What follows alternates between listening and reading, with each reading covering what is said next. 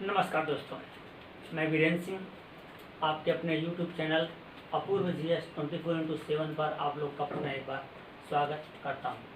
दोस्तों, इस GS श्रृंखला की अगली कड़ी में हम लोग देखते हैं आज इतिहास में वो चीज़ देखेंगे, प्रमुख विद्रोह। हम लोग जानते हैं कि 1857 का विद्रोह हुआ। उस 1857 के विद्रोह से बहुत सारे प्रश्न पूछते जाते हैं, लेकिन उसके अलावा भी बहुत सारे ऐसे विद्रोह हुए हैं जो परीक्षा की दृष्टि से बहुत महत्वपूर्ण है। आज हम लोग उन्हीं प्रश्नों की चर्चा करेंगे। इसके बाद जो पहली बार इस चैनल को देख रहे हैं वह मित्र इस चैनल को अवश्य सब्सक्राइब कर लें, और अगर वीडियो पसंद आता है तो लाइक और शेयर अवश्य कर लें। चलिए, तो आज हम लोग देखते हैं प्रमुख विद्रोह। हम जानते हैं कि 1857 का विद्रोह हुआ है 10 मई से, लेकिन उससे पहले भी बहुत सारे विद्रोह, उसके बाद भी विद्रोह हुए हैं। हम लोग इस कड़ी में पहला विद्रोह देखते हैं, सन्यासी विद्रोह, जो 1763 से लेके 1800 तक चला था। यह जो विद्रोह हुआ था यह बंगाल में हुआ था। ये विद्रोह जो किए थे शंकराचार्य के अनुयायी थे।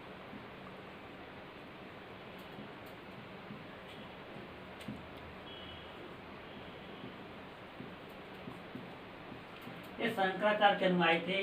ये हम लोग जानते हैं, आप तीर्थ यात्रा पे जाते हैं, ठीक उसी तरह भी लोग तीर्थ यात्रा पे जाया करते थे, लेकिन ब्रिटिश गवर्नमेंट इस पे तीर्थ यात्रा कर लगाती थी। लेकिन ये कर उससे पहले भी मुस्लिम साम्राज्य के लोग लगाया करते थे। इसलिए इस तीर्थ यात्रा कर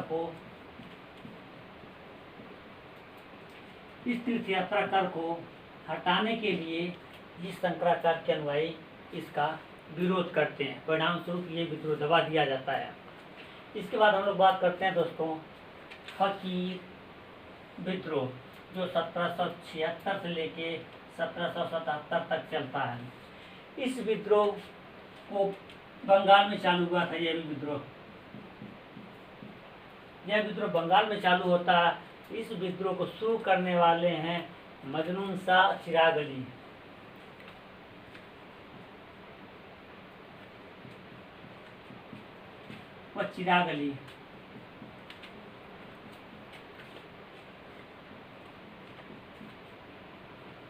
मजनू शाह व चिराग अली इस विद्रोह को चालू करते हैं। परिणाम स्वरूप कुछ समय बाद इस विद्रोह को भी क्या है, दबा दिया जाता है। इसके बाद तीसरा विद्रोह हम देखते हैं, अहोम विद्रोह। यह विद्रोह असम में होता है। ये 1828 से लेकर 1833 के बीच में होता है। जब 1824 में बर्मा युद्ध होता है, उस बर्मा युद्ध के दौरान ब्रिटिश गवर्नमेंट असम से कुछ संधि समझौता की होती है। परिणाम स्वरूप ये निकलता है कि वो संधि युद्ध के बाद ब्रिटिश गवर्नमेंट नहीं मानती है। इसको लेकर असम के लोग क्या करते हैं, विद्रोह करते हैं, और इसका नेतृत्व करते हैं गोमधर कुंवर।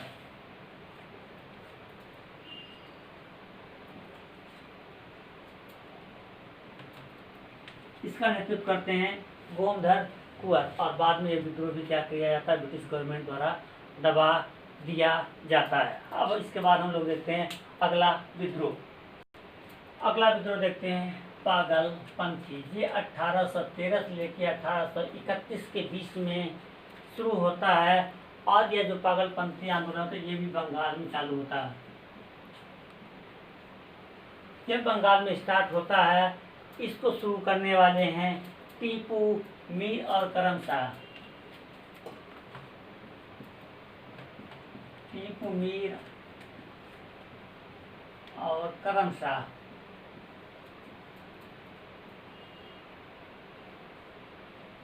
इस आंदोलन को नेतृत्व देते हैं। परिणाम स्वरूप यह आंदोलन विवाद में दबा दिया जाता है। इसके बाद हम लोग देखते हैं फैराजी आंदोलन।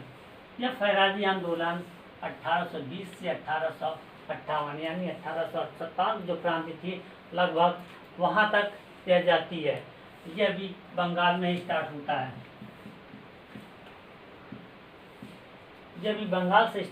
फैराजी आंदोलन। इसको शुरू करते हैं दादू मीर।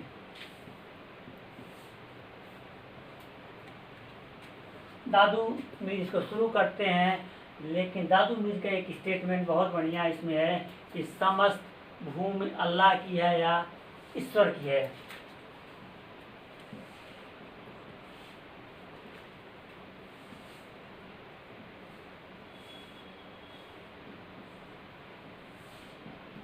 समस्त भूमि अल्लाह की है।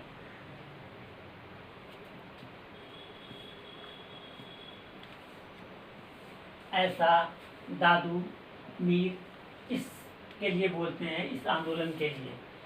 इसके बाद हम लोग रहे हैं बहावी आंदोलन। यह बहावी आंदोलन 1830 से 1860 तक चलता है। यह एक धर्म सुधार आंदोलन था इस्लाम में, जिसे पुनरुद्धार आंदोलन भी बोलते हैं। इसको शुरू करने वाले सैयद अहमद हैं।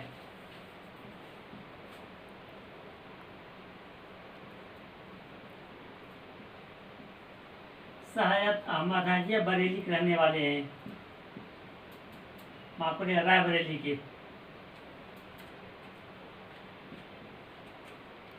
रायबरेली के रहने वाले हैं, इसलिए इनको सैयद अहमद बरेलवी के नाम से भी जाना जाता है। इस जो आंदोलन है इसका केंद्र पूछा जाता है, जो बहावी आंदोलन का केंद्र था वो कहाँ था? पटना था।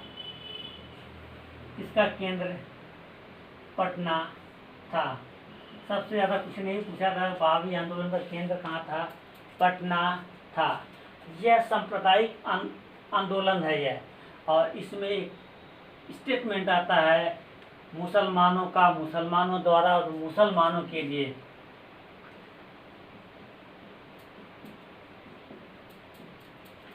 मुसलमानों का, मुसलमानों द्वारा और मुसलमानों के लिए।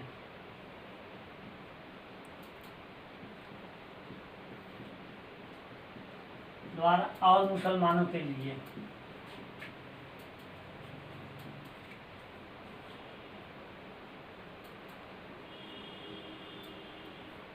मुसलमानों के लिए इसकी खासियत है, और यह एक सांप्रदायिक आंदोलन में कन्वर्ट होता है, क्योंकि बाद में पुनरुद्धार आंदोलन होता है, इसलिए संप्रदाय का रूप ये ले लेता है।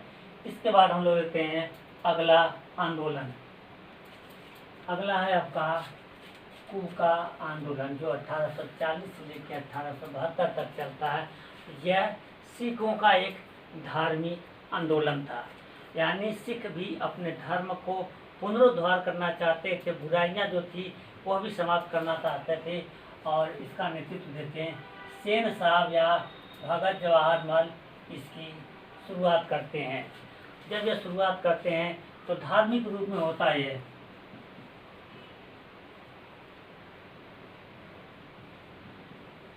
धार्मिक रूप में होता, लेकिन यह बाद में क्या है? राजनीतिक रूप लेता है।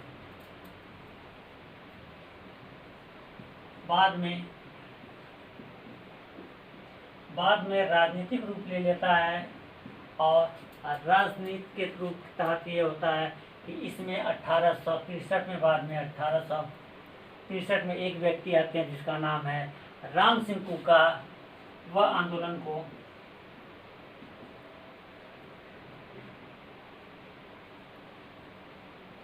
राम सिंह कूका 1863 में इसका नेतृत्व संभालते हैं और इस आंदोलन को आगे ले जाते हैं। यही राम सिंह क्या करते हैं, बाद में एक आंदोलन चलाते हैं जिसका नाम होता है नामधारी आंदोलन।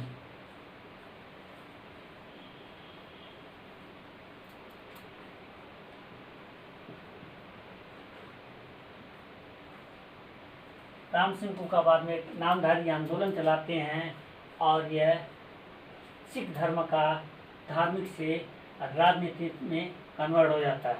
दोस्तों, आज हम लोगों ने जो 1857 का विद्रोह है उसके अलावा भी प्रमुख विद्रोह देखे हैं। इसमें एग्ज़ाम की दृष्टि से बहुत महत्वपूर्ण सब प्रश्न है, सब आए हुए हैं, और भविष्य में आने के भी इसके बहुत सारे चांस रहते हैं। इसके बाद हम लोग देखेंगे अब जो जनजाति विद्रोह हैं उसको देखेंगे हम लोग।